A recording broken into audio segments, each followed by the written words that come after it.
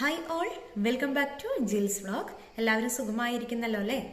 അപ്പോൾ മഴയൊക്കെയാണ്. കുട്ടികളോട് പ്രത്യേകം പറയുകയാണ്, സേഫായിട്ട് വീട്ടിലിരിക്കുക, സ്കൂൾ തുറക്കാൻ പോവുകയാണ്. ഓക്കെ, അപ്പോൾ ഇന്ന് ഞാൻ വന്നിരിക്കുന്നത് എനിക്ക് പേഴ്സണലി ഇഷ്ടപ്പെട്ട ഒരു വിഭവമായിട്ടാണ്. സദ്യയിൽ ഒഴിച്ചുകൂടാൻ പറ്റാത്ത ഒന്ന് എന്ന് തന്നെ നമുക്കിതിനെ പറയാം. വെണ്ടയ്ക്ക പച്ചടിയാണ് ഇന്ന് ഞാൻ ഉണ്ടാക്കുന്നത്. ഒരു 2-3 മിനിറ്റ് കൊണ്ട് നമുക്കിത് ഉണ്ടാക്കി കഴിയാം. വീഡിയോ കണ്ട് ലൈക്ക് ചെയ്യുക, ഷെയർ ചെയ്യുക, സബ്സ്ക്രൈബ് ചെയ്യാത്തവരാണെങ്കിൽ ആ ബെൽ ബട്ടൺ കൂടി ഒന്ന് ക്ലിക്ക് ചെയ്തേക്കണം കേട്ടോ. അപ്പോൾ നമുക്ക് വീഡിയോയിലേക്ക് പോവാം.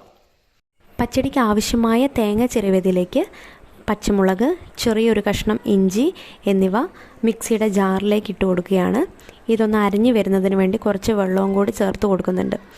ഇത് അരച്ചതിന് ശേഷം നമ്മൾ കുറച്ച് കടുക് കൂടി ഇതിലേക്ക് ചേർത്ത് കൊടുക്കുന്നു. ഒന്ന് നമുക്ക് ക്രഷ് ചെയ്തെടുക്കാം. ഈ അരപ്പ് മറ്റൊരു പാത്രത്തിലേക്ക് മാറ്റി നമുക്ക് സ്റ്റൗ ഓൺ ചെയ്ത് ഒന്ന് തിളപ്പിക്കാം.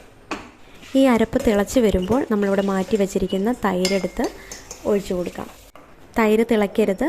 ചൂടായ ശേഷം നമ്മൾ ഈ പാത്രം മാറ്റി മറ്റൊരു ചീനച്ചട്ടി അടുപ്പത്ത് വെക്കാൻ പോവാണ്.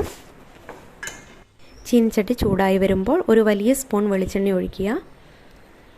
വെളിച്ചെണ്ണ ചൂടായതിലേക്ക് നമ്മുടെ മെയിൻ ഇൻഗ്രീഡിയൻ്റായ ചെറുതായി അരിഞ്ഞു വെച്ചിരിക്കുന്ന വെണ്ടയ്ക്ക ഇട്ട് കൊടുക്കാം. കരിഞ്ഞു പോവാതെ നന്നായി ഇളക്കി കൊടുത്ത് ഫ്രൈ ചെയ്ത് നമുക്ക് കോരിയെടുക്കാം. ഇത് വേറൊരു പാത്രത്തിലേക്ക് മാറ്റി വെക്കാം. ശേഷം ബാക്കി വന്ന ഈ എണ്ണയിലേക്ക് നമുക്ക് വറവിടാം. അതിനുവേണ്ടി കുറച്ച് കടുക്, ചെറിയ ഉള്ളി അരിഞ്ഞത്, പച്ചമുളക്, കറിവേപ്പില ഇവയൊന്ന് വറുത്ത് നമ്മളിവിടെ മാറ്റി വെച്ചിരിക്കുന്ന അരപ്പിലേക്ക് ചേർത്ത് കൊടുക്കുന്നു. അതിനുശേഷം നമ്മൾ എപ്പോഴാണോ ഈ പച്ചടി എടുക്കുന്നത് ആ സമയത്ത് ഈ ഫ്രൈ ചെയ്ത് വെച്ചിരിക്കുന്ന വെണ്ടയ്ക്ക് ഇട്ടാൽ മതി. ഞാൻ ഈ വീഡിയോയ്ക്ക് വേണ്ടി ഇപ്പോൾ ഇട്ട് കൊടുക്കുകയാണ്. നന്നായി മിക്സ് ചെയ്ത് കൊടുക്കാം.